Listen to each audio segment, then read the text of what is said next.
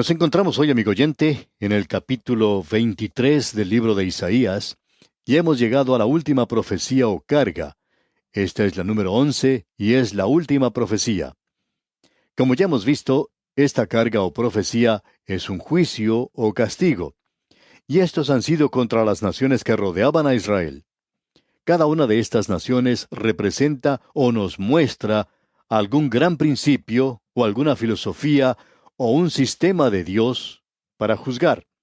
Y uno puede transferir esto, lo referente a estas naciones, muchas de ellas han desaparecido ya, y podemos colocar esto donde usted y yo vivimos en el día de hoy, en el lugar mismo donde nos encontramos, donde vivimos. Permítanos hacer un repaso de estas 11 naciones y lo que ellas representan. De paso, digamos que el capítulo 23 trata de la profecía sobre Tiro. Vamos a hablar de eso dentro de unos instantes. Ahora, en primer lugar tenemos a Babilonia, y Babilonia, dijimos, representa las religiones falsas, la idolatría. Es la codicia que tenemos hoy. Ese deseo insaciable que tenemos de obtener más y de dedicarnos a la acumulación de las cosas materiales de este mundo. La segunda nación mencionada era Palestina.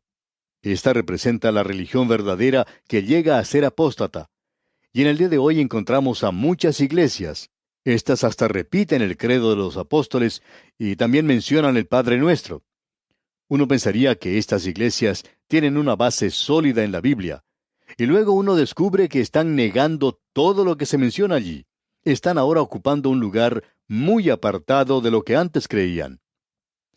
La tercera nación mencionada en Isaías es Moab. Esta, dijimos, representa la religión formal, es decir, que tendrán apariencia de piedad, pero negarán la eficacia de ella. Y muchos de nosotros podemos ser identificados de esa manera. Muchos de nosotros hemos dedicado nuestras vidas a la acumulación de cosas materiales y nuestros ojos están llenos de las cosas que deseamos obtener. Somos codiciosos. Luego hay aquellos que han crecido en una iglesia que cree en la Biblia, pero que se han apartado de eso hoy. Otros han pasado a través de un sistema. Siguen muchas formas, ceremonias y ritos. Todo eso es hermoso, pero eso es todo. Luego, la cuarta nación que tenemos es Damasco. Esta representa la transigencia, y esa es la posición que ocupan la mayoría de las iglesias el día de hoy. Muchas de las iglesias llamadas fundamentales se encuentran en esa posición de transigir en el día de hoy, y gracias a Dios por aquellas que se están manteniendo firmes y verdaderas. Tenemos luego a Etiopía, la quinta nación. Ella representa las misiones. Gracias a Dios que necesitamos tomar parte en cosas como estas. Luego, Egipto es la sexta nación y representa al mundo. El apóstol Juan en su primera epístola, capítulo 2, versículo 15, nos exhorta a que no amemos al mundo ni las cosas que están en el mundo. A Israel se le dijo que se mantuviera fuera de Egipto. Allí es donde comenzaron los problemas para Abraham. E Israel está teniendo problemas en esa dirección el día de hoy, y muchos de nosotros estamos teniendo problemas con el mundo. Llegamos ahora al séptimo juicio, y ese fue el de Persia. Bueno, eso representa el lujo, y amigo oyente, la mayoría de nosotros gusta demasiado de esto. Nos encontramos hoy en una sociedad que en gran parte le agrada vivir en la abundancia. Luego, la octava es Edom, que representa la carne. Muchos de nosotros estamos sirviendo a la carne hoy. Luego la novena es Arabia. Eso representa la guerra. En el mundo de hoy existen dos grupos de personas, aquellos que desean la guerra y aquellos que desean la paz. Y la única diferencia que se puede ver entre estos dos grupos, ya que ambos son del mundo, es que el grupo pro paz está dispuesto a luchar por eso. Tenemos luego a la décima nación, y esta es el Valle de la Visión. Se refería a Jerusalén, y eso representa las varias políticas religiosas. Hay algunos que opinan que esa va a ser la solución para los problemas del mundo. Y llegamos ahora aquí a la profecía número 11, la que se refiere a Tiro. Esto representa el comercio, los grandes negocios. Y diríamos que ese es el gran pecado de muchas naciones hoy, el comercio. Hay personas que piensan, que creen, que el dinero puede resolver todos los problemas. Y cuando se presenta un problema hoy, el gobierno dice que hay que gastar un poco más de dinero. Y eso por supuesto quiere decir que la gente nunca lo recibe. Cada programa planeado de esta manera para ayudar a los pobres nunca ha llegado a tener solución o a dar resultado. ¿Por qué? Porque los hombres impíos no pueden realizar estas cosas, amigo oyente. Hay uno solo que lo puede hacer, y los pobres todavía no han aprendido eso. Ellos están también muy lejos de Dios. Y el único que puede ayudarles es el Señor Jesucristo, quien ama a los pobres y sabe cómo ayudarles. Este capítulo que vamos a considerar hoy nos habla de Tiro, y veremos lo que se nos dice acerca de esta nación. Tiro y Sidón eran dos grandes ciudades de los fenicios. Diríamos que Sidón era en realidad la ciudad madre, pero luego fue superada por su orgullosa y rica hija, Tiro. Las naves de Fenicia visitaban todos los puertos del mar Mediterráneo y aún se arriesgaban a viajar en el océano, más allá de las columnas de Hércules, y las naves fenicias traían estaño de Gran Bretaña. En realidad, el significado de Bretaña es el de tierra o liga de estaño. Y luego los fenicios eran personas muy agresivas y también eran un grupo de gente que progresaba mucho. Cartago, en el norte de África, fue establecida por ellos. Cartago, la ciudad enemiga de Roma, era una ciudad fenicia, y Chipre logró su prosperidad al hacer intercambio comercial con Tiro. Y luego existían otros centros que esta gente había establecido. Usted recordará que Jonás, por ejemplo, fue a la ciudad de Tarsis. Ahora, ¿dónde estaba Tarsis? En la costa sur de España. ¿Y quién comenzó esa ciudad? Bueno, fueron los fenicios, y los fenicios fueron aquellos que inventaron el alfabeto. Ahora, Hiram, el rey de Tiro, fue un gran amigo del rey David. Y cuando lleguemos a estudiar el capítulo 26 del libro de Ezequiel, vamos a ver una de las profecías más destacadas en la palabra de Dios en cuanto a Tiro, y allí veremos que Dios profetizó que la ciudad sería destruida por Babilonia y que luego ellos serían tomados cautivos por Babilonia. Serían cautivos por 70 años y la ciudad fue reedificada en una isla afuera de la antigua ciudad. Dios había dicho que las ruinas de Tiro iban a ser barridas completamente. ¿Y quién iba a hacer esto? Bueno, Alejandro Magno, cuando él se acercó a Tiro, no iba a luchar contra Tiro con naves, aun cuando él tenía excelentes navíos. Así es que él construyó como un arrecife, como una calzada empedrada en ese lugar, y para construirla no utilizó piedras, sino que utilizó los restos de la ciudad. Alejandro Magno utilizó las ruinas de la ciudad antigua de Tiro para construir esa calzada. Barrió la superficie de la ciudad antigua, y uno no puede ni siquiera decir dónde había estado construida. Todo eso se encuentra ahora en esa calzada que él construyó, digamos de paso. Alejandro Magno, pues, tomó la ciudad y cumplió literalmente lo que Dios dijo que había de hacerse. Dios dijo allá en Ezequiel capítulo 26, versículo 14, «Y te pondré como una peña lisa, tendedero de redes serás, y nunca más serás edificada, porque yo Jehová he hablado, dice Jehová el Señor». Cerca de ese lugar se encuentra una pequeña ciudad turca, pero este lugar, Tiro, aún se encuentra en ruinas. Amigo ateo, ¿quiere usted que la palabra de Dios esté equivocada? Le llamo amigo porque usted es un candidato para la salvación, y quiero decirle que no se ponga en una esquina a decir que usted no cree en Dios, sino que procure más bien probar su palabra. Vaya a ese lugar en el día de hoy y trate de reedificar la ciudad de Tiro. Estamos muy interesados en decirle esto a usted, amigo ateo, porque esto ya ha sido intentado antes. En realidad, allí se encuentra una ciudad ya lista, una ciudad pincelada en la montaña misma, llamada Petra, y Dios dijo que no iba a ser habitada jamás. Esa ciudad está lista en ese lugar. Todo lo que uno tiene que hacer es pasarse a ese lugar y comenzar una colonia. Pero no lo haga, ya alguien ha tratado de hacerlo. Un incrédulo alemán llegó a ese lugar con una colonia, y esa gente permaneció allí por un tiempo, pero no se encuentran allí hoy, porque Dios dijo que no iba a ser poblada jamás. Ahora, esta es la ciudad que estamos observando en el día de hoy. En los primeros 9 versículos de este capítulo 23, tenemos la responsabilidad por la destrucción de Tiro. ¿Quién es responsable? Y aquí descubrimos que es una responsabilidad divina. Es el Señor de los ejércitos. Luego también tenemos la responsabilidad humana para la destrucción de Tiro, y eso le cayó a los caldeos. Lo interesante de notar aquí es que Tiro será recuperada en los últimos días, y entonces será reedificada. Ese es uno de los lugares que observaríamos para saber dónde nos encontramos en la trama de Dios. Ahora, el versículo 1 de este capítulo 23 de Isaías dice: Profecía sobre Tiro. Aullad, naves de Tarsis, porque destruida es Tiro hasta no quedar casa ni a dónde entrar. Desde la tierra de Quitim les es revelado. Aquí tenemos las naves de Tarsis. Ese es el lugar al cual huyó Jonás, una colonia de los fenicios. Ellos están regresando a su hogar desde Tarsis y al acercarse a su propia ciudad, bueno, reciben cierto informe. Alguien les trae un mensaje. Ellos pueden observar el humo que sale de la ciudad. Ya ha sido destruida. La gente que se encuentra a bordo de las naves puede observar que la ciudad ha sido devastada completamente. El puerto ya no existe y ya no continuará siendo un gran centro comercial. Y en el versículo 2 leemos: Callad, moradores de la costa, mercaderes de Sidón, que pasando el mar te abastecían. Esto se encuentra sobre la costa a unos 50 kilómetros de distancia. Tiro había sido edificada parcialmente sobre una isla, y Tiro y Sidón siempre van juntas. Es interesante notar que la profecía en cuanto a Tiro era una cosa que había sido cumplida. En cuanto a Sidón, iba a continuar como una ciudad. Aún se encuentra en el día de hoy allí.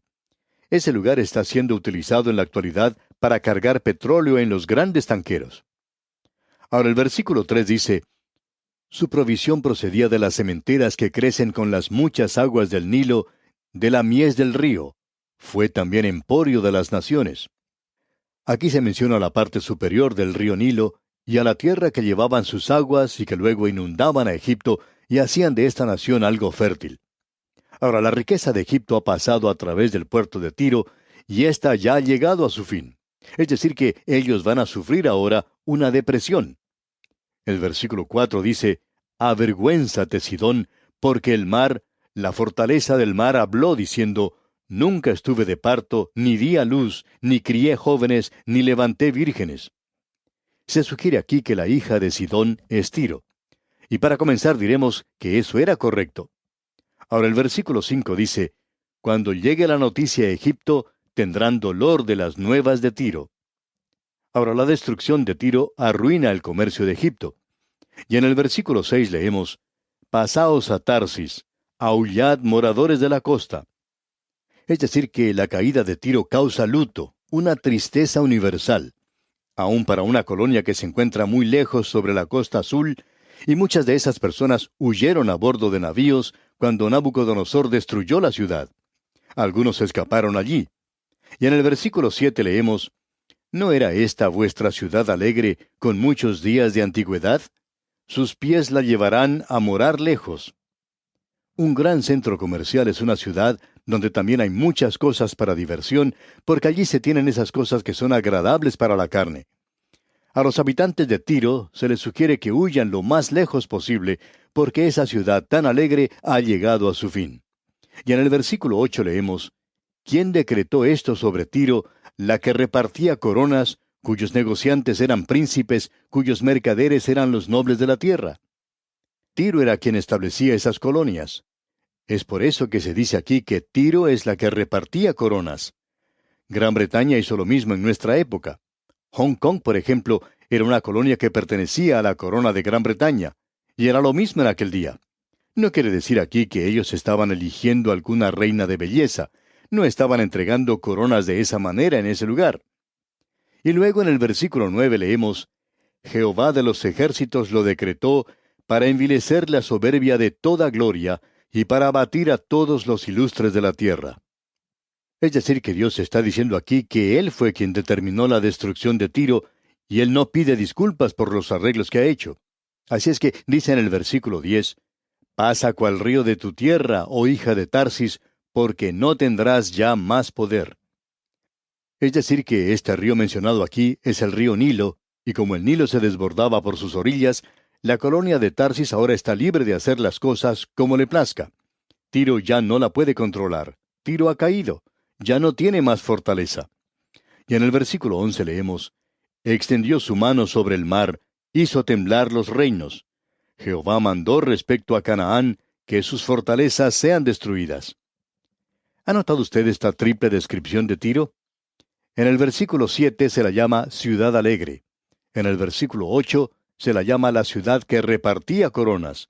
Y aquí en el versículo 11 se la llama una ciudad comercial.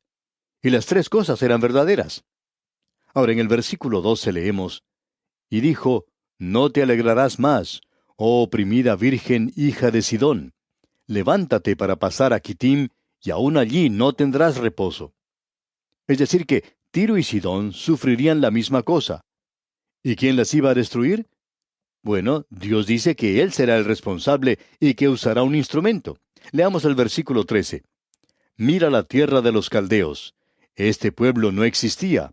Asiria la fundó para los moradores del desierto. Levantaron sus fortalezas, edificaron sus palacios. Él la convirtió en ruinas. Es decir que, cuando Asiria era una gran nación, Caldea, es decir, Babilonia, era una ciudad muy pequeña, pero ahora es la que gobernaba el mundo. Así es que, dice en el versículo 14, aullad, naves de Tarsis, porque destruida es vuestra fortaleza. Ahora, ¿cuántos años iban a estar cautivos? El versículo 15 dice, acontecerá en aquel día que Tiro será puesta en olvido por 70 años, como días de un rey. Después de los 70 años, cantará Tiro canción como de ramera.